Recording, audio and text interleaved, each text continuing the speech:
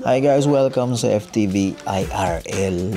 So in real life. And ako nga pala si Philbert and ito kami ang nagpapatakbo ng FTV o Filipino TV. Dito kami nakabase sa Toronto, sa Canada, and over a decade na rin kami gumagawa ng kung ano-anong content exclusively para sa mga Filipino Canadians. So lahat ng mga kaya namin gawing mga content, from mga podcast, from mga kung anumang shows, sports, lahat ng category ng mga genre.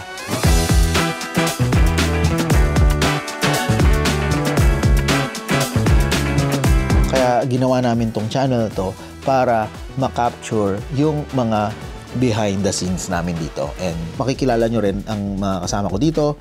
And hopefully may mapulot kayo at matutunan sa kung paano namin pinapatakbo ang isang buong TV channel.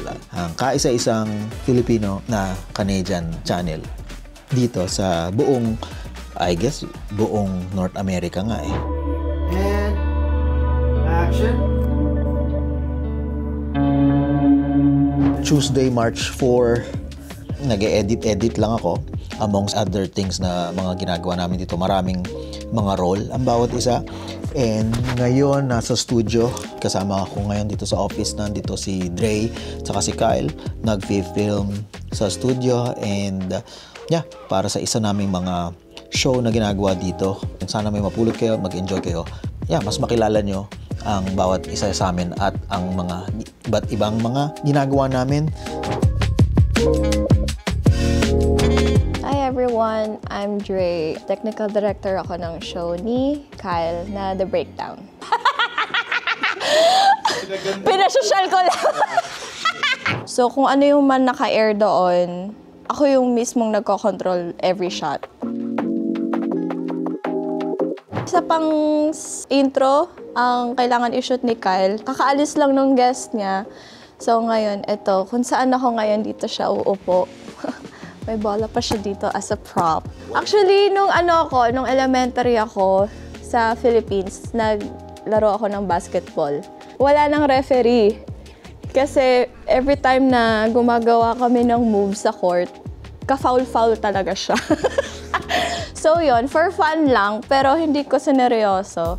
Lumipat ka ng school, nag-tryout ka for high school. Kamusta naman yung sino mga kasabayan mo doon na parang notable sa St. Jude nung time na yun? Kasabayan ko sila, ano ba?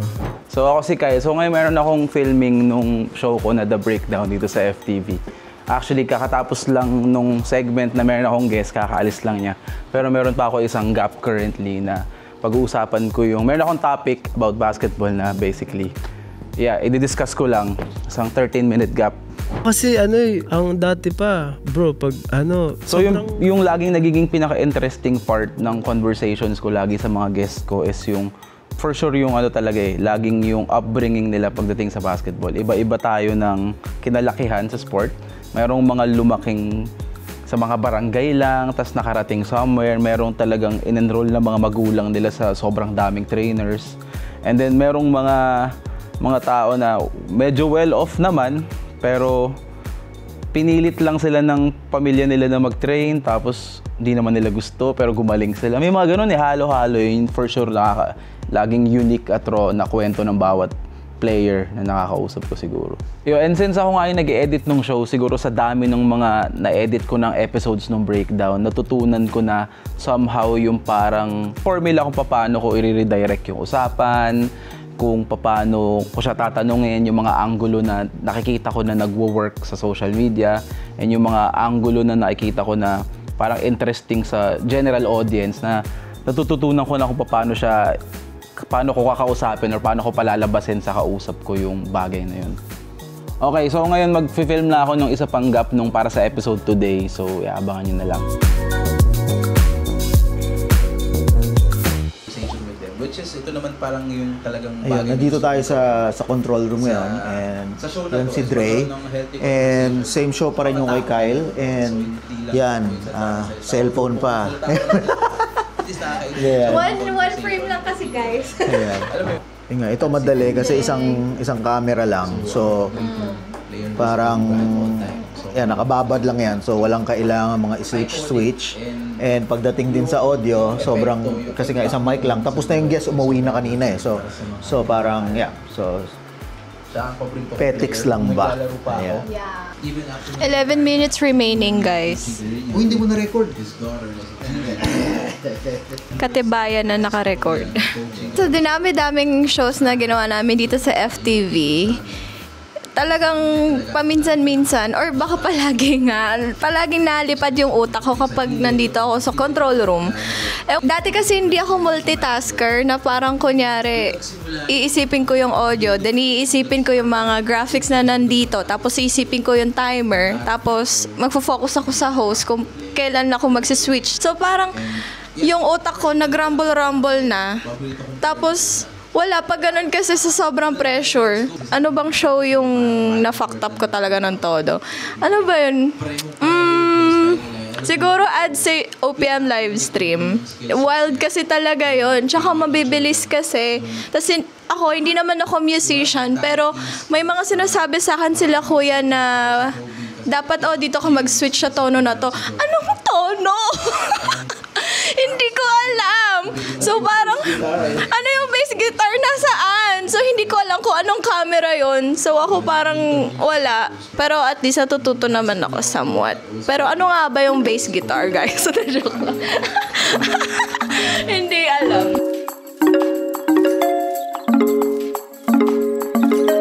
Tomorrow, grind. Kasi meron tayong back-to-back show tomorrow, which is yung Immigration 101 and yung panibagong season ng Tita Salita. Medyo complicated yung setup nila. So, yun ang kailangan i-finalize, lalong-lalo na yung lighting. May mga setting din sa camera na kailangan i-correct. Ayun kasi, kapag hindi correct yung sa setting sa camera, pagdating sa post, may hirapan ako i-chop-chop. Yung isa cool, tapos yung isa warm. So, parang hindi nagmamatch yung ilaw din. Kasi may mga ilaw tayong Fresnel dito, physically na kailangan i-adjust. Kung isang Fresnel lang ang nakatapat dun sa specific na tao, tas yung katabi niyang co-host niya hindi natapat ng maayos yung ilaw, hindi siya balance. So, kung tapos na yung shoot, wala na tayong magagawa. First, makorek siya sa studio before mag-edit. Yan, ang latest bubu ko. Yan. Sa pagbabadali, yan, medyo narong spelling tayo, pero ayusin yan mamaya. So, okay, tapos na. So, ngayon ay tulong-tulong na maghahakot na ng mga, anong tawag dito, etong sa studio yung mga upuan. Babalik na, and I think lahat kami ay mag-e-edit na si Kyle, at saka ako may mga i-edit pa rin ako. So, yan.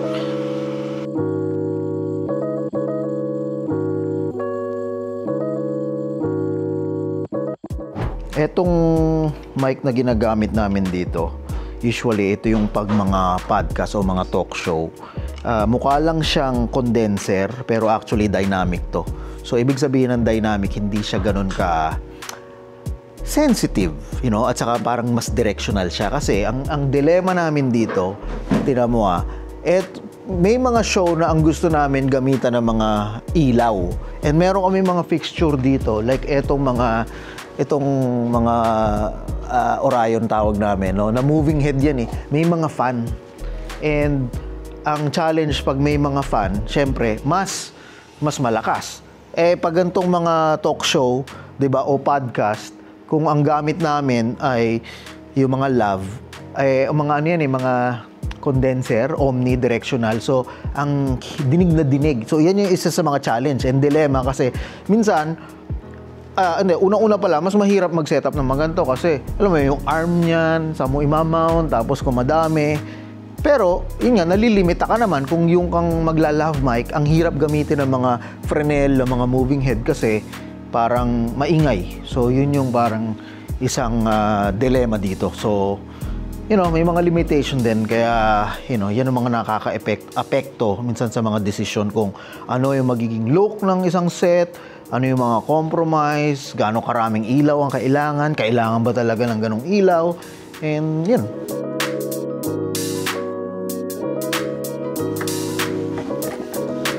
So yan mas matrabaho imbis na kung love lang to, wala ka ng ganto-ganto, di ba? Ang gusto ni Kyle kasi may mga ilaw, may mga maarte. Kaya, ano lang. Edit ko ngayon ang isang story ni Anjo about the Six. Bakit tinawag na the Six ang Toronto. Diba? So, meron palang history yun, hindi ko alam. Natutunan ko rin na pinagbotohan din nila kung pwede ba yung Six maging isang Toronto. And ang vote ay no. Pero pinilit pa rin. So, yan, natutunan ko. Napaka-educational ng mga ginagawa ni Anjo. So, yan. Nandito tayo sa part na kunin muna natin yung mga stand-ups niya tsaka voiceover, and then lagyan na natin ng mga beauty shots. Yan. Yan. Yan, meron tayong isang issue kasi kumain siya ng turon. So meron siyang turon. Meron yata siyang parang ewan ko kung ano yan. Di ba dati yung sa inano ko meron din siya sa ngipin? Sa ngipin, no? Pero at least medyo malayo. At least medyo malayo. Yun lang yung take. Ang hirap makita kasi umuulan. Hindi natin napansin. Oh well. Gamit namin yung FX3. Maganda kasi maulap. Wala masyadong araw. Yun nga lang umuulan kaya medyo nababasa. Parang mas maganda kasi yung FX3 pag zoom in mo, may ano ito. Meron dito yung mga zoom in ba na ito yata? Ayan, di ba yung background? Pero ang maganda naman dun sa Osmo na pocket cam, steady naman pag naglalakad. Ito is yung nakatayo lang siya Mahirap pag naglalakad. Shaky na. So meron tayong blue.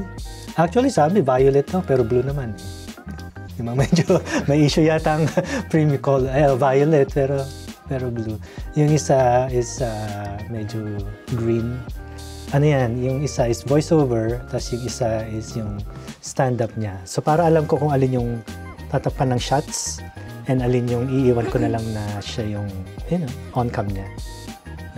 Mas mabilis. Organize tayo, organize. And after nito, ipopost na gagawin ng... Usually pag after i-edit, gagawin mo ng thumbnail, gagawin mo ng... meron, gagawa ko pa ng reel. So, gagawa ka ng 90 seconds na reel dito. Pero ang ginawa ni Anjo dito is gumawa siya ng separate na 90 seconds. So, hindi ko na kailangang mamili pa dito ng 90 seconds. Meron siyang ginawang separate. Kuya, may pinapalagay pala si Cam na logo dun sa top right ng first frame kung pwede mong mabago. Okay. Ano pang kailangan baguhin daw? Palagyan lang nung Tita Salita logo doon. Instead na Tita Time Out na nakalagay doon, i-replace mo na lang nung Tita Salita logo. Okay, yun lang? Ano pang sabi? Yun pa lang, pero merong voice message si Jada. Pakinggan natin. The main portrait is left, and then the next page it's on the right, and then on the next page it's on the left, and then on the next page it's right. So I'm just saying, like, is there a way to maybe simplify it, or just to like tone down the like jumping, and because it kind of reads a little busy to me, and because like there's also like the prints and the elements, and then the picture, then the word, like it just feels like because it then does the jumping back and forth, like maybe like simplifying it, whether everything's always centered, or like going like 2 in a row where it's like left. Okay, gets ko na. Right, like So tingin mo ito na to Kasi bukas na to kailangan na nating wala nang time. So yeah, medyo wordy masyado yung H-frame, so baka pwedeng bawasan. Okay. And tsaka palitan na yung mga pictures ng mga Philippine stickers. Palitan mo na lang yung name nila if pwede. Okay, sige. Habol ko. Thanks very much. Okay, okay. Arigato gozaimasu. Okay, password 1, 2, 3, 4, 5. Okay. So ngayon kasi magbabagong season ang Tita Salita. No, isa sa mga paborito naming podcast.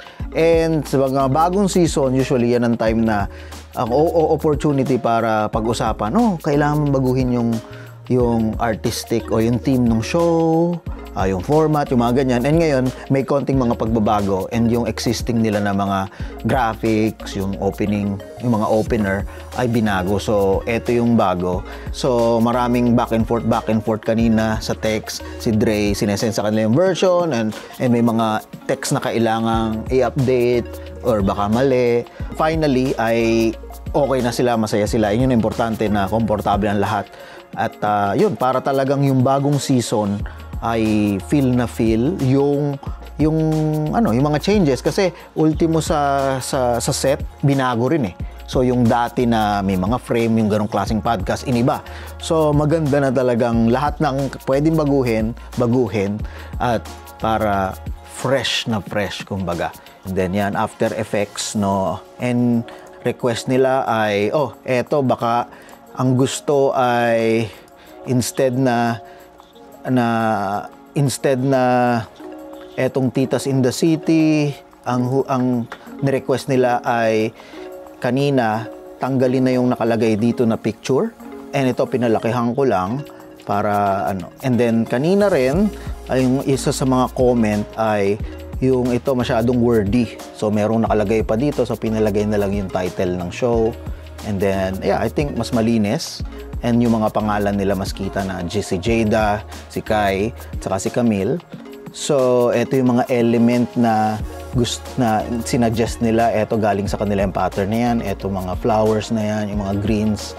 Kino-customize para, diba? Para talagang maganda at ready para sa bagong season nila na bukas na ang premiere.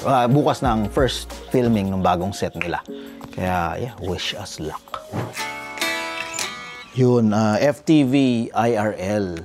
Yan, at check out nyo ang isa naming channel. Lahat ng mga ginagawa namin, Filipino TV Official yata. Search nyo lang Filipino TV.